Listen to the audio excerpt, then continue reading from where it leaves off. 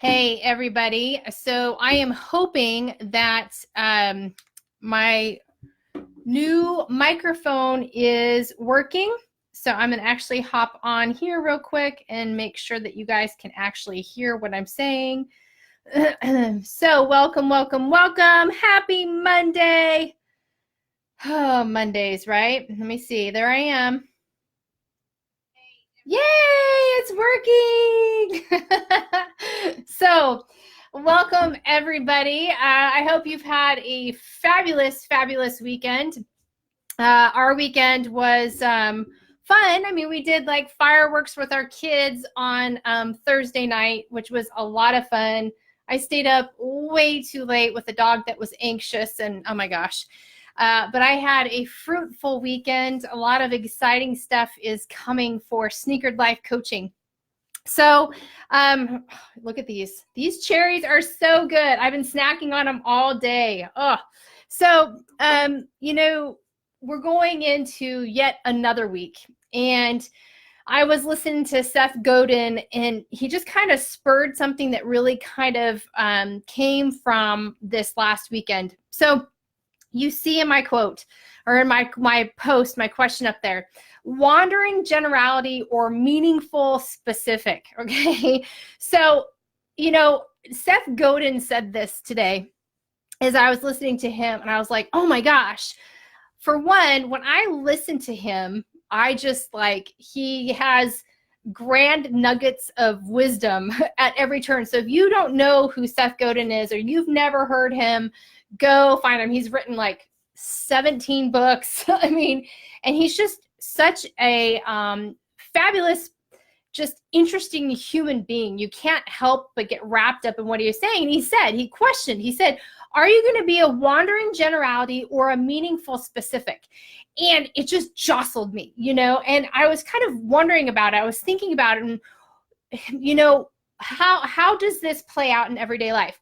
So it's really kind of funny because my husband and I were talking this weekend, and he's in an art course, actually oil painting. And he has been teaching himself art for, going on 7 years or so. So he's completely self-taught.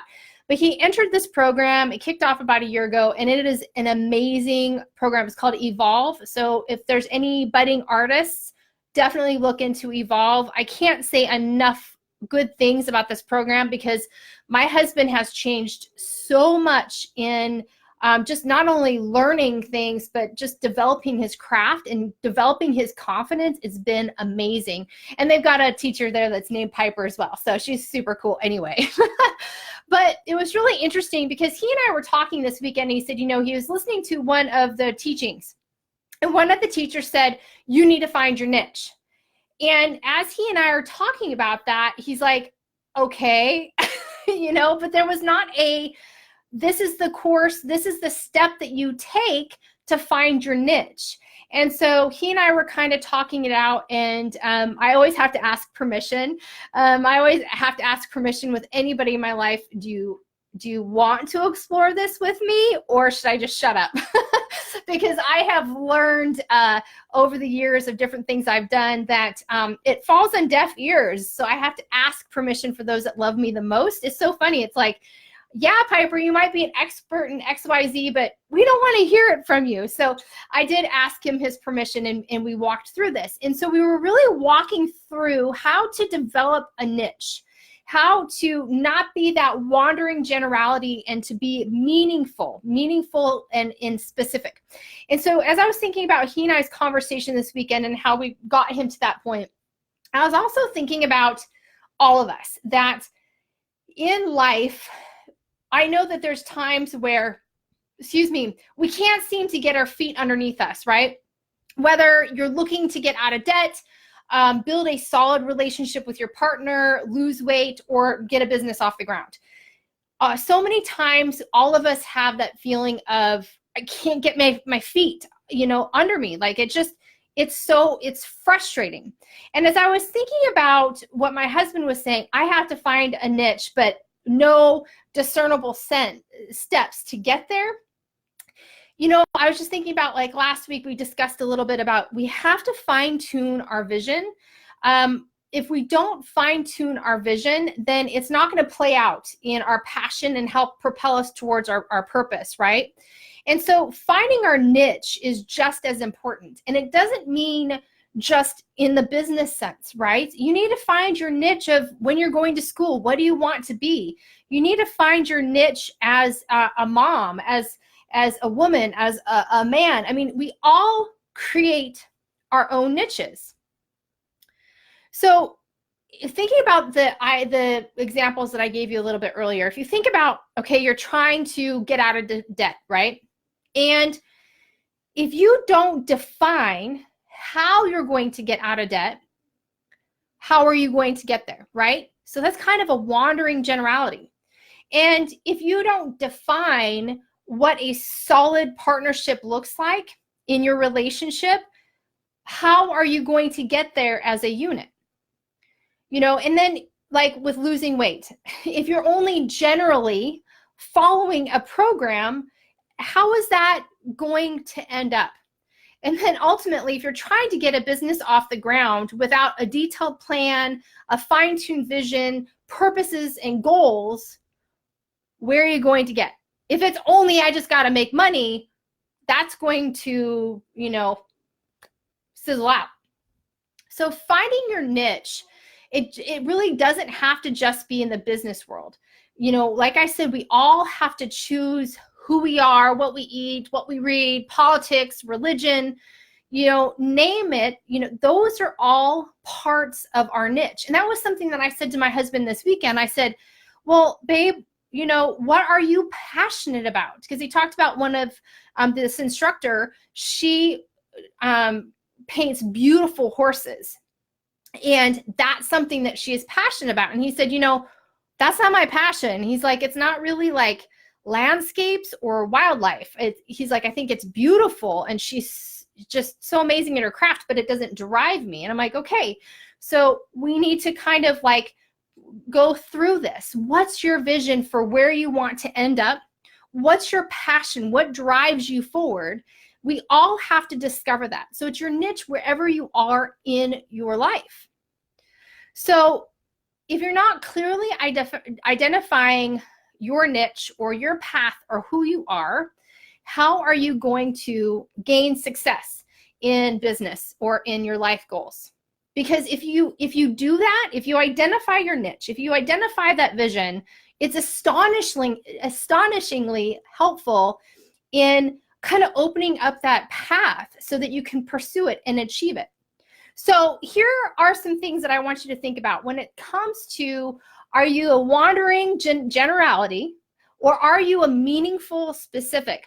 And ultimately, you want to get to being the meaningful specific, because when we are meaningfully and specifically walking in our purpose and our vision, we are enveloped in our niche, in who we are, and we are doing things for us. So let me describe this. So Seth Godin was talking about this, that, you know, when you're wandering generality, you basically are bending to the whims of everybody in your life. You're not really feeding into what you're working to achieve, right? Or you're just not in a meaningful space. You're not doing anything specifically to drive you forward.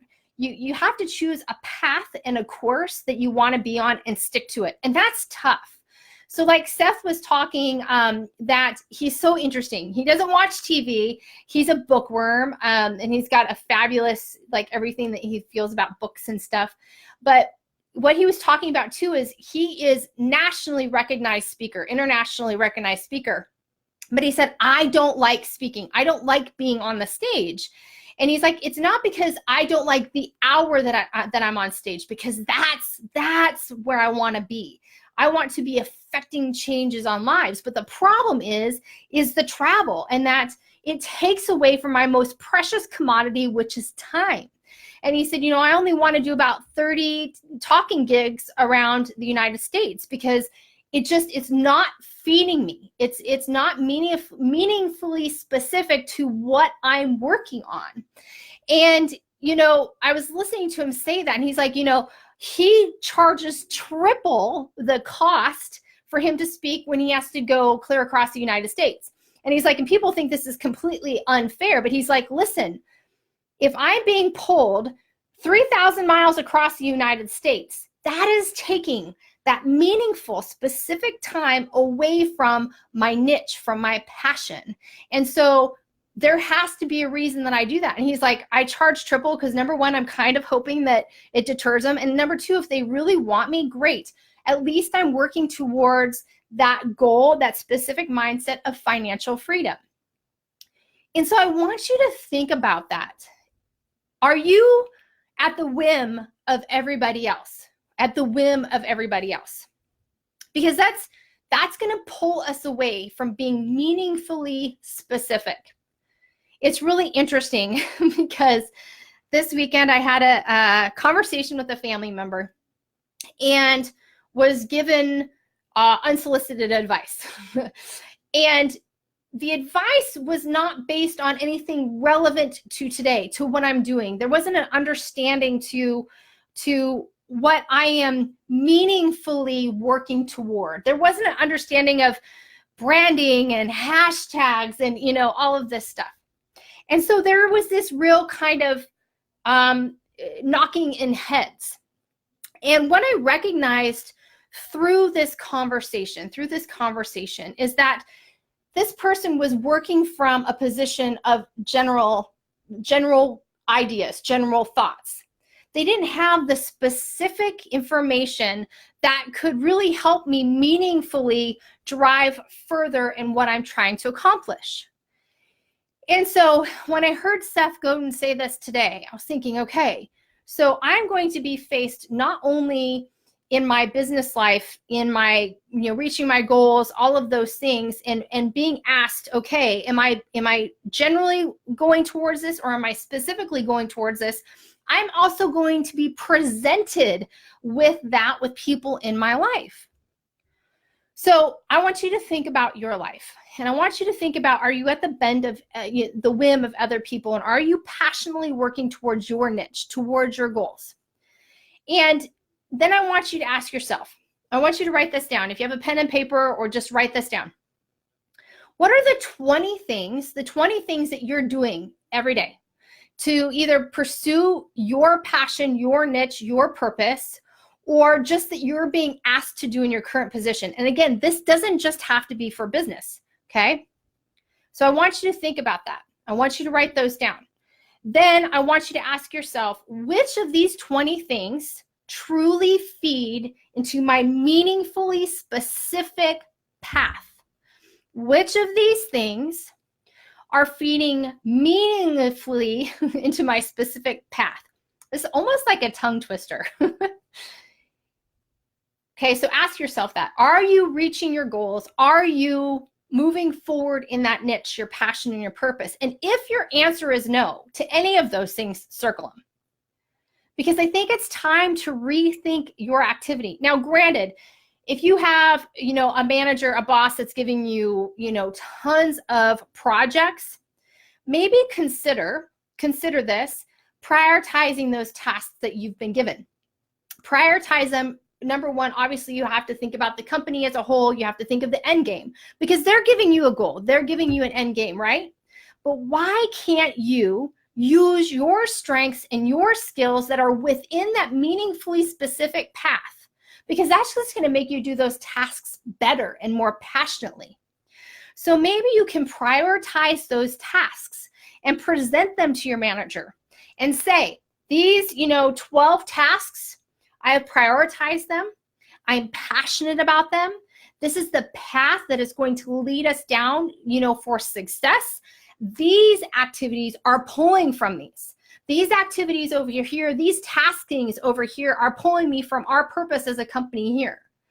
And I'm passionate about these things here.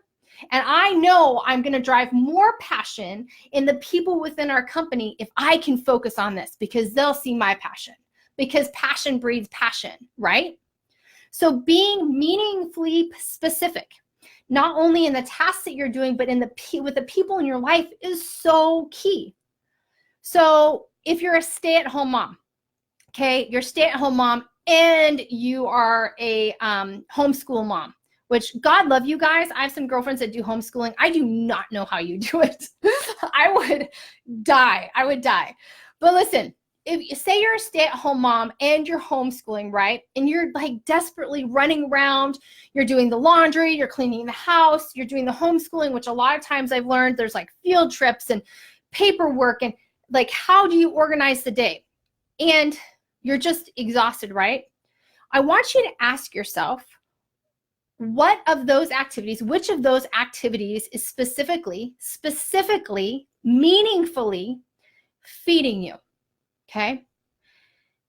If your heart is on fire for teaching your babies and helping them experience the world, then it's time to prioritize activities. It's time to partner with someone. So ask your spouse, ask your partner for help with the household chores. Set up a family chore list. And if you don't have anybody, then you barter with a friend. You barter with someone that you've created a relationship with.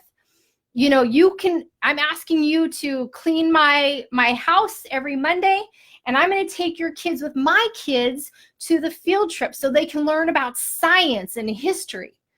There's so many ways that we can meaningfully and specifically work toward our passion and our niche in life, right? So think about that. Second thing that you've got to understand when you're identifying a niche, whether it be in business, in reaching goals, whatever it is. Because niche right now, it can be business, it can be, I'm really kind of thinking of it in a very fluid sense, okay? Next thing you need to understand and you need to know is when you're wrong. When you're wrong. Meaning this, when we have failures, okay, they're usually due to a failure in judgment or a failure in persistence, okay? So when you're building out this, meaningfully specific niche, you have to think about that. When you've done this before in the past, did you give up? Did it not work out? Whatever it is, when you're reaching those goals, whatever it is, was it because it was a failure in judgment, or was it a failure in persistence? So take losing weight, for example. I was a health coach for years, and have my own weight loss of almost 100 pounds.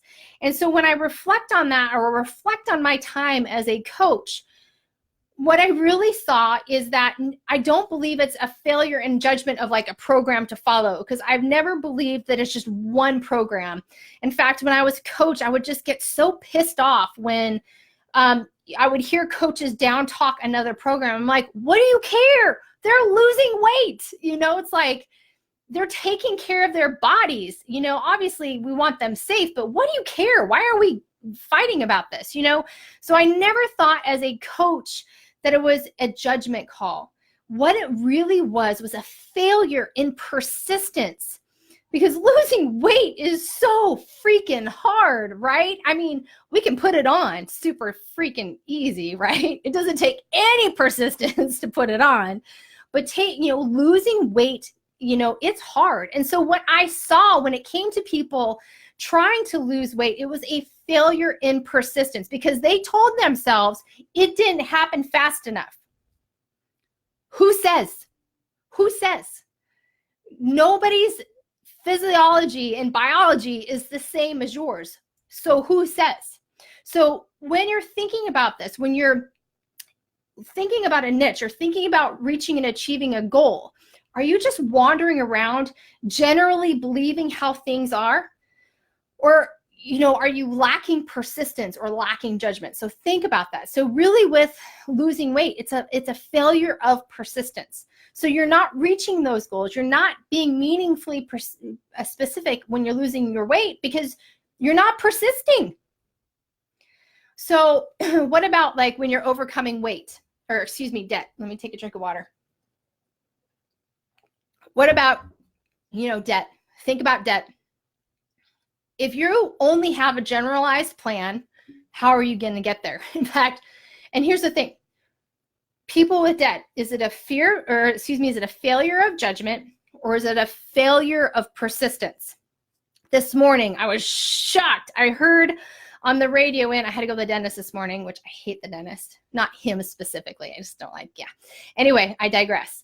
But I heard on the radio that the national average for a wedding in the United States, hold on, is $34,000. $34,000 for one day. What? So when you think about overcoming debt, is it you've got to understand where you're wrong, right? You got to understand where you're wrong. You're never going to get to where you want to be if you don't understand where you're wrong. So is it a failure in persistence, or is it a failure in judgment? Well, when it comes to this, pretty sure that's a failure in judgment. $34,000 for one damn day. Crazy to me. Absolutely crazy, because it's all about people just want to keep up with Joneses. That's my opinion. So, or for example, me, from a very young age, I felt called very specifically to working with individuals. But for so many years, I forced myself into the niche of chef. Forced myself into it. Now, I will tell you, I cook some damn good food, okay? But I forced myself into this niche. I didn't clearly define my vision, and I hustled and did all these things based on what other individuals did. I wasn't specific about my place. And I am telling you, I hated it. There's so many things I hated. I hated the way my clothes smelled at the end of the day. My hair stunk. I hated how my shoulders hurt. I hated that I got the cyst in my wrist from so much knife work. I hated that I was just shoved into a kitchen and I didn't have someone to talk to, and I wasn't changing and affecting lives. I hated it. I'm being honest, because I was forcing myself into a niche. So was this a lack of persistence on my part? Hell no. I persisted too long, people. It was a lack of judgment. I was persisting in something that was just too generalized. And so when I realized that I was persisting too long, it was a failure in a failure in my judgment. And I kept trying to force it. Have you guys ever done that, where you just keep trying to force something? Well, when I recognized it was a failure in my judgment, that I was trying to force a niche, that's when I was able to realign and say, what is meaningfully specific to me in me reaching where I want to go? Well, to me, that's making, people healthier, coaching people to better lives. And that's when I changed my niche to nutrition coach. So again, I had a failure in judgment. I didn't judge the right place, and I was at the whim of everybody else. I was doing this kind of wandering generality, and ultimately it was a failure, but I had to learn to know where I was wrong. And it took me some years to get there, to recognize, Piper, you're wrong. This is not how you keep going. So this leads me to my last point, okay? When you're thinking about this in life, am I a wandering generality, or am I meaningfully specific? Where do I want to be? What do I want to do? Again, it goes back to that fine-tuning our vision. Who do you want to be? And specifically follow that path. Don't be bent by other people's whims. Recognize when you're wrong. There's so many other steps. Find that passion and purpose. The last thing that you need to do, that you need to recognize, is that you are going to be faced with fear. Faced with fear, okay? You're going to be faced with fear if you're wandering generality, honestly, because you're not going to have a specific course. How do I lose weight? Well, I'm going to try this diet plan and this diet plan and this diet plan. How am I going to get out of debt? Well, I'm going to go over here and I'm going to try this plan, but then I'm going to go shopping over here. You have to figure out where that fear of really diving in specifically comes from. You have to figure that out. You're going to be faced with fear when you get specific, when you find that niche and you work toward it, because we're going to have those feelings, right? We're going to be overwhelmed and thinking about, what if I can't do it? What if I fail? What if I don't have enough, gumption or whatever it is? You're going to be faced with fear no matter where you're sitting. No matter if you feel like you're safer in the wandering generality, and no matter if you are walking on your path with meaningful specificity. Woo! Those are big words. There's always going to be fear. You cannot ignore fear. I mean, you can try. But no matter what, no matter where you're at, you are in the place you are, and you're going to be faced with fear. You just are. So you have to decide how you're going to dance with fear. How are you going to look fear in the face? Are you going to allow fear to bend you to its whim? Or are you going to face fear and recognize there's going to be some discomfort? For you to truly build your niche, you have to face fear.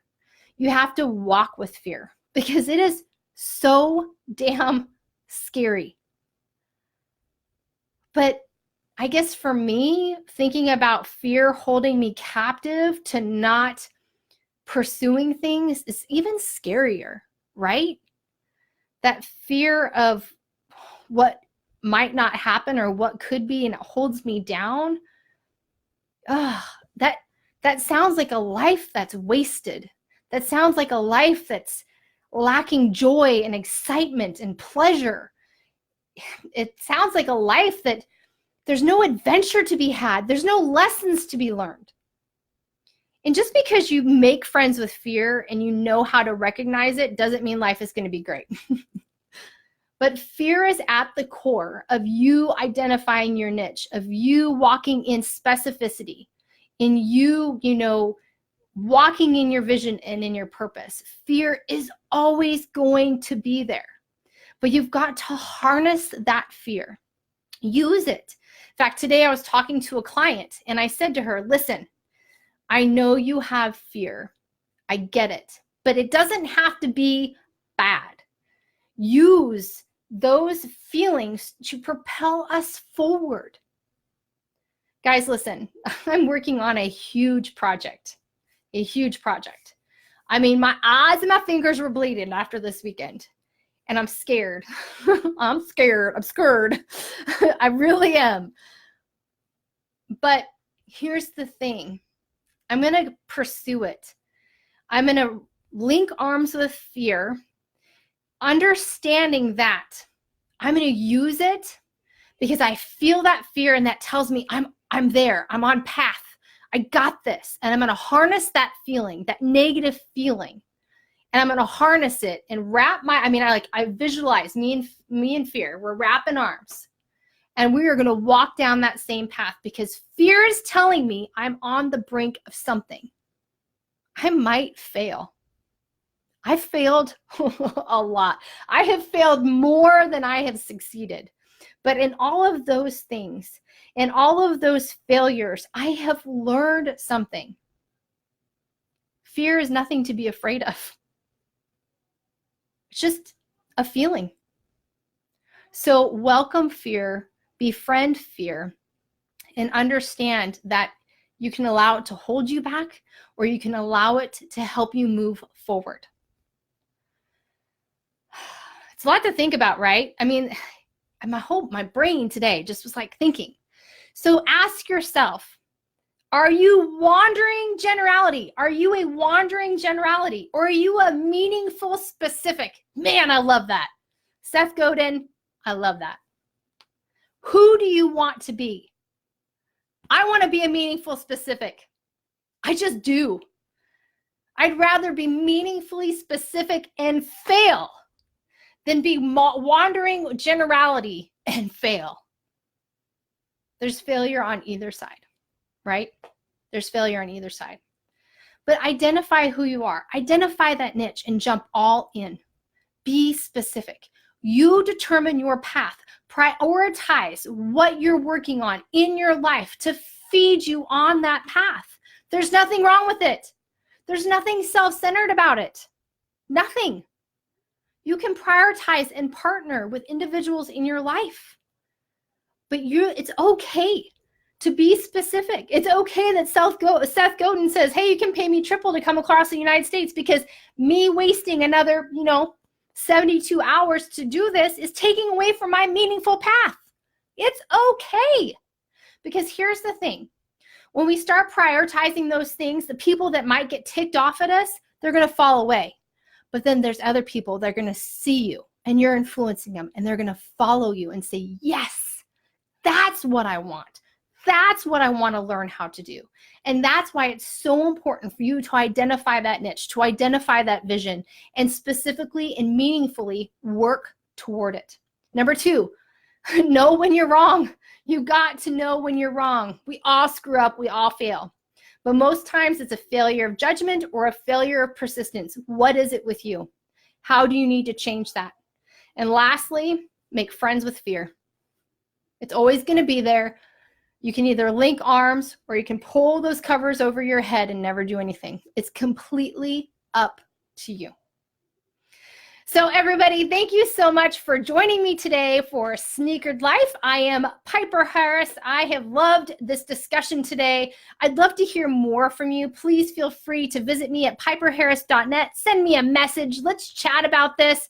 How are you going to meaningfully and specifically walk in your vision, your purpose, and build out that niche? Or are you stuck in that wandering generality?